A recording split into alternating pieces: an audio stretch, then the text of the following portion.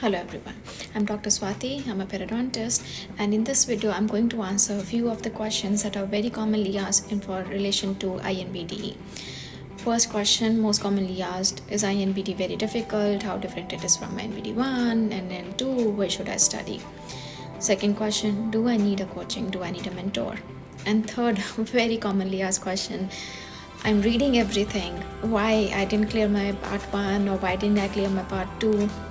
How to even read? So I'm going to answer these 3 questions and I hope that you like the video. If you like it, please like and share and subscribe, and let's start answering the question. 1. How much different is INBD from part 1 and part 2? So INBD itself says integrated, that is, it's actually a combination of part 1 and part 2 with only relevant material from part 1 that has to be studied, and part 2, yes, all your clinical subjects that you have to study. So it is clinical plus relevant non-clinical subjects. How different it is, yes, mostly you'll be getting clinical scenarios. It's not very different from the NBD2 pattern. Anyone who's given NBD2, you can ask them. There are lots of case scenarios that you get. You get OPG, you get a radiograph, you get a medical history of the patient, and then there'll be like 5-6 questions based on that about what treatment has to be given to the patient, would you go ahead with it, medical management questions, radiograph questions, periodontal questions. So yes, it's not very different from your part 2, from the kind of question and the scenarios that were given in part 2. The only difference is that when you were studying your non-clinical subjects in part 1, you do not really have to study everything now. You only have to focus on the relevant stuff from the non-clinical subjects, like when you're studying anatomy, when you're studying physiology, biochemistry, you do not really have to go in depth or about the non-relevant stuff. Like you do not have to study for cell cycle, okay, in biochemistry, or in anatomy. You do not really have to worry much about all the arteries or all the nerves of the shoulder, or if you were reading them before. So yes, a lot of things that were important for part 1 for them in terms of non-clinical subjects, it's not relevant now. You have to be only concerned with more so about the clinical, with few exceptions here and there. Okay. Second question is, do I need a coaching? Do I need mentoring? Now this question has 2 answers, yes and no. Why a yes? Now, if you are very good with your basic knowledge, if you have a very sound basic knowledge, good logical understanding, if your BDS or your previous GDS, you've really mastered this understanding of perio, operative,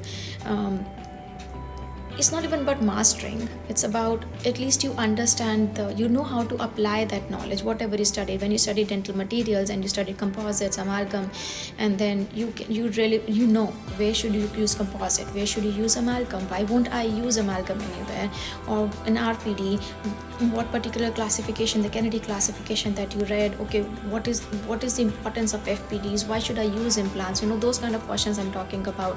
So if your basic understanding is very good in terms of your clinical subjects for sure, and your part 1 subjects, basics, again, anatomy, physiology, basics about like terms like cardiac output or proteins, amino acids, where glycolysis happens, those kind of things, if you're very clear about in basic understanding, then yes, you do not need a coaching. You can actually just read the relevant non-clinical, read the clinical, try to answer the questions. There are Dental Texas released its own question book, then your Kaplan's, everywhere you can find lots of sources for questions. You can just then go to those questions and you can try to answer and keep testing yourself. But if you do not have this thorough knowledge, if you do not have the sound background, if you do not have a sound knowledge, then yes, you definitely need a coaching. And in that also, just don't go rushing where everyone goes, okay? There's so many coaching places now for the coaching of INBD and BD, but what suits one person might not suit you. So don't go rushing for that. Think about what are you actually expecting from any mentor, and what is that you want. If you really want someone to summarize the 5 years of logical understanding of all the clinical and non-clinical subjects, then you go to some place where they teach you. But if you are the person who has read everything, but now you want just to test yourself, and for that testing you need someone to keep giving you test on a particular timeline and prepare you for the exams, then yes, you definitely need to go to such a coaching center where they will be keeping a check on how you do, how analysis of your progress, and lots of testing will be happening. So these are the scenarios in which you need a mentor and you don't need a mentor. The third question: why am I not able to answer the questions when I've read everything? Now, this is a very common thing that all of us go through. We read, we reread, we make notes, we highlight, but we don't really remember everything. And why is that happening? So the most common reason that why that happens is that you're not able to retain, right? I mean, that's a logical answer for I've read everything but I can't answer. That means I'm not able to retain. And why you're not able to retain? The most common answer for that also, especially when it comes to our field, clinicals, is that you're not able to apply the knowledge. You've not been able to apply what you read into a practical scenario. I did read about diuretics, but I didn't understand exactly why am I reading about diuretics or where it is applicable. Like, why would I even read diuretics first of all? If you're not able to answer those questions and all you're stressing on is reading the classification of diuretics, okay, if you have a diuretic then they should be contraindicated, and you're trying to cram that also, then definitely you're never going to be able to answer the questions. Because to answer anything you need to have retention. Retention only comes when you have a sound understanding. It's not a theoretical exam that you have to cram. If it's a theoretical exam, then yes, then your cramming works very well. You cram everything, it can make lots of stories there. It's an objective, it's a multiple choice question which is testing that how much that whatever you've read, can you apply it in a clinical scenario. So just to give you an example, if you have a hypertensive patient scheduled for an extraction in your dental clinic today, what are the few questions that will come to your mind? One thing, you will obviously check the blood pressure of the patient. That means, and why you would check, you should have an idea about what is the normal classification of blood pressure, right? Only then you will say, okay, patient's blood pressure is either high or is it pre-hypertensive or is it uncontrolled hypertensive. Second thing, you would look at the medications of the patient. Now, why are you looking at the medication? Maybe because you want to determine if you can do the procedure. Do you need a medical consent? Is there any other precaution that you need to take? And then let's put a little part of non-clinical knowledge there. What exactly is hypertension? Cardiac output, total peripheral resistance, anything of that sort. These few questions that I just asked about hypertension, clinical and non-clinical, basically these kind of questions constitute the kind of question that you get in integrated NBDE. And this was literally kind of a pattern that was asked in part 2 also. So you do have to be clear on your clinical knowledge, and first thing. Second thing, you have to be able to retain it, and to retain it you need to understand the hows and the whys, and then be able to apply it. Only when you know the hows and the whys and you know why am I doing something and you are able to apply, that's when you retain it. That's the most effective way to retain and remember anything that you read, anything. Practical applications.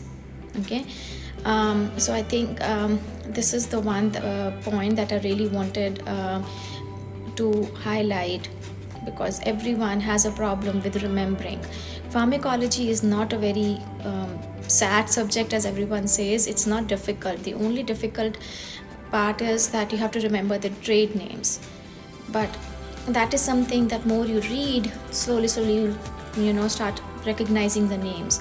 But important is the function, why, how they function, where are they used, and once you know that, have an understanding, you yourself can actually answer where are they indicated, why are they contraindicated.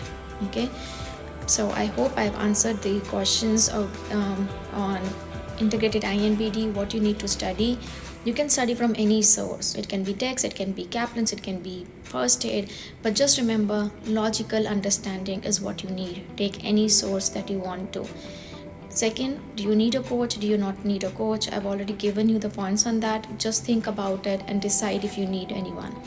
And third thing, start understanding the application. Start